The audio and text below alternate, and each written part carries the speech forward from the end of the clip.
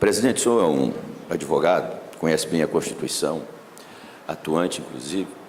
O senhor concorda com esse chamado presidencialismo de coalizão no Brasil? Um presidencialismo que é promíscuo, onde os partidos geralmente negociam um apoio, troca de favores. O senhor acha que o Brasil tem que permanecer com isso? Ave Maria. Tem que mudar, Ave tem Maria. que ser parlamentarista? Qual que é a visão do senhor em relação a isso? Em 2006, eu era deputado federal e eu participei de uma articulação e nós votamos uma lei da cláusula de barreira, em 2006. Só que ela entraria em vigor, me parece que 8, 10 anos depois, eu não me lembro. Uma cláusula de barreira. Aí, quando ela ia entrar em vigor, depois desse vacácio legis, veio o Supremo e declarou ela inconstitucional. Eu acho que foi um retrocesso inconstitucional, coisa nenhuma. Mas foi declarado, pronto. Aí agora o Congresso votou, por emenda constitucional, a cláusula de barreira que conhece agora em 2018, com 1,5% dos votos e tal. Segundo os entendidos lá em Brasília, os analistas dos partidos, isso deverá tirar do cenário político do país de 8 a 10 partidos, já em 2018. Para 2022, já vai ser 2% até chegar a 3%. Então, o remédio já foi dado para reduzir o número de partidos no Brasil. Não reduzir o número de partidos, mas é de não dar para os partidos determinadas status que eles não têm porque não têm representatividade. Uma outra coisa também que vai caminhar na direção de reduzir o número de partidos é que agora na eleição municipal já não vai ter mais coligação na eleição proporcional para vereador e evidentemente em 2022 para deputado. Isso também vai reduzir o número de partidos. E a redução do número de partidos é uma coisa fundamental para dar governabilidade e para dar funcionalidade ao Congresso Nacional. Então, nesse sentido, nós já temos um roteiro, vamos acompanhar esse roteiro, que eu acho que para o futuro, com a redução do número de partidos, a governabilidade vai ser maior. Não dá para... Agora, parlamentarismo, esqueçam. Eu integrei a Comissão Nacional Parlamentarista em 93. O presidente era o José Richa, governador de São Paulo. E eu era da executiva da Comissão Parlamentarista. Andamos o Brasil todo. Quando nós viemos aqui em Goiás, no dia da reunião, apareceu lá um rapaz, muito esperto, muito ativo. Aí o Richa, ou alguém me perguntou, quem que é aquele rapaz ali? Eu falei, aquele ali é o deputado estadual Marconi Perillo, que ele também integrou a comissão. Ele era parlamentarista, ele era deputado estadual, eu já era deputado federal. Ele era deputado estadual e foi lá na nossa reunião aqui, que nós organizamos. Mas o parlamentarismo, ela não vai para frente, porque depende do plebiscito.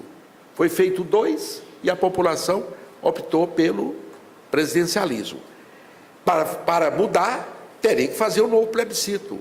E a sociedade não entende bem o que é parlamentarismo, então, se fizer outro plebiscito, vai ganhar o presidencialismo.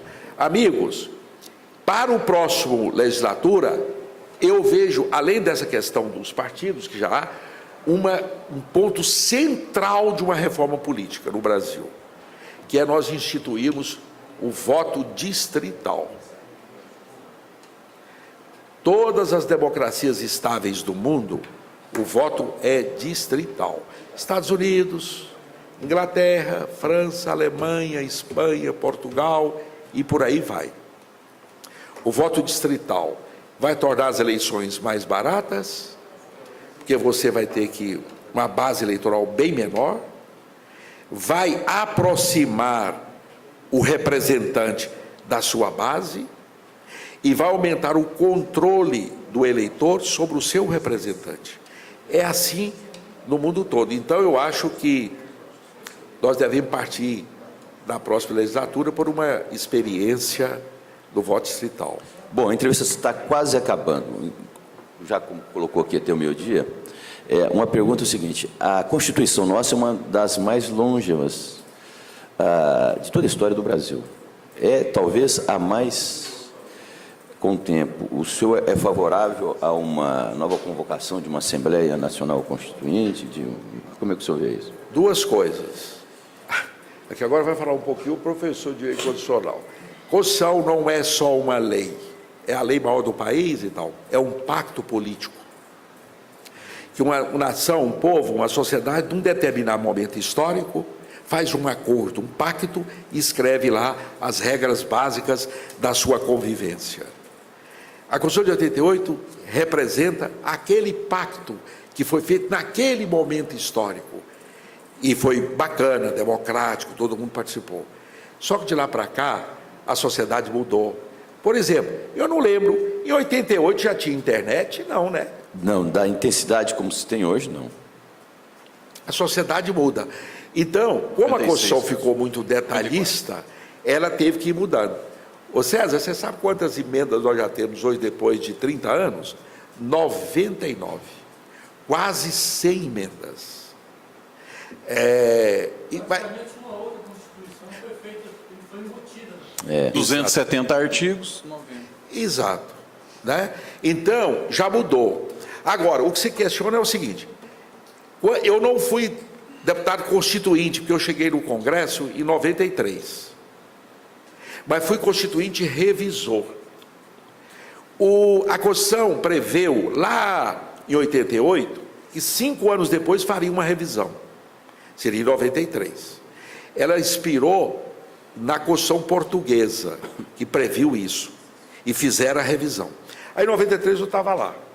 Foi eleito relator o Nelson Jobim. Ele era deputado federal, nosso amigo lá na comissão, o relator.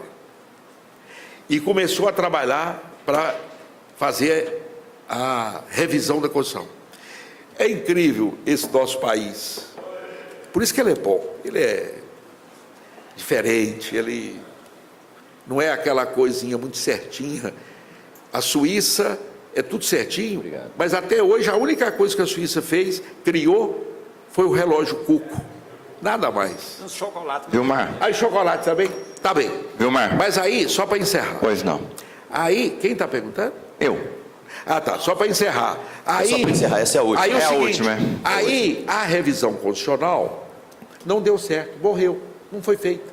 Não tinha clima político para revisar. Só foram aprovadas 6 emendas de revisão. Eu, inclusive, na época, pouca gente sabe, levei ao plenário da Assembleia Constituinte uma emenda de revisão minha, que era a favor do voto facultativo. Eu chamei, eu falei: Jobim, ele era o relator. Ô cara, eu olhei, você votou pelo voto obrigatório na Constituinte. Isso não tem sentido, cara. Ele falou assim: eu votei, mas não tenho grande convicção com isso, não. Falei: então eu vou apresentar uma proposta de emenda constitucional na processo de revisão. Você agiliza e dá parecer favorável? Falou: eu acho que sim, mas vamos ver os argumentos. Eu peguei, mandei a assessoria legislativa da Câmara fazer um estudo em 50 países. Apenas 4 votos era obrigatório, 46 era facultativo. Entreguei o estudo lá para ele. Ele deu o parecer favorável e esse assunto foi ao plenário da Assembleia Constituinte Revisora. Só que nós perdemos. Eu lembro que na época quem defendeu o voto facultativo foi eu, o Zé Serra, que na época era deputado federal, o Zé Genuíno e um outro lá que eu não me lembro. E quem que foi contra o voto facultativo? Eu lembro de 2. Marco Maciel, meu querido amigo, e Aldo Arantes, que também era deputado federal. Como é que os extremos se atraem? Então eu acho que vai chegar um determinado momento que nós vamos ter que passar essa Constituição a limpo. Fazer um processo de limpeza. Senão ela vai tornando difícil. Isso é mais ou menos aquelas cadernetas de telefone que a gente tem em casa. Você vai escrevendo ali, anota telefone de todo jeito e tal. Chega um determinado momento que não tem jeito. Você não encontra o telefone, não lembra mais qual que era o telefone. Aí você tem que pegar essa caderneta e passar ela limpa. Então, isso deve acontecer, porque com 99 emendas, né, vai ter que fazer uma revisão. Vilmar, só última pergunta, queria fazer uma Divino. correçãozinha aqui, só uma observaçãozinha, uma resposta sua aí, é o seguinte, que a Suíça só conseguiu produzir o relógio Cuco, e o chocolate. Eu queria acrescentar um produto parece muito apreciado Qual? por alguns brasileiros, né? As tais contas secretas. as contas secretas. Euclides, a última pergunta. Vilmar, bom dia. Agora estamos ao vivo para a Niquelândia pelo meu Facebook. O seu partido, PSD, elegeu no último dia 3 de junho o prefeito Fernando Carneiro com mais de 71% dos votos válidos naquele município onde eu resido, sua cidade natal. Qual é a expectativa para este mandato e como é que você viu essa votação do PSD em Niquelândia? Primeiro, você sabe, olha aí, por que ele foi eleito assim? Porque a sociedade queria renovação e mudança. Ele, esse doutor Fernando, que é médico, nunca foi vereador, nunca foi prefeito, nunca foi... É um médico lá comunitário, da sociedade. Aí a população apoiou. Ela não queria os políticos lá da cidade, tradicionais, etc. Olha o espírito de renovação. Olha o que a sociedade quer. Isso é o microcosmo lá de Niquelândia, numa eleição recente. Escolheu majoritariamente uma pessoa da sociedade, um médico popular da sociedade. Eu acredito que hoje, a nível estadual, é por aí que a sociedade quer. Eu espero que dê tudo certo. A cidade está num clima muito forte de dificuldades imensas, econômicas, financeiras, e que ele dê certo. Eu vou apoiar, vou ajudar a nova administração. E ele vai ter legitimidade. Com a votação de 71%, ele vai ter força para fazer uma boa gestão e tirar a cidade desse clima de dificuldades que tem lá. Olha para você ver o que é a democracia. Chegou um determinado momento, um caos danado na cidade, o Euclides sabe, muita gente queria uma intervenção. Não, a solução para a Niquelândia é uma intervenção, colocar um interventor.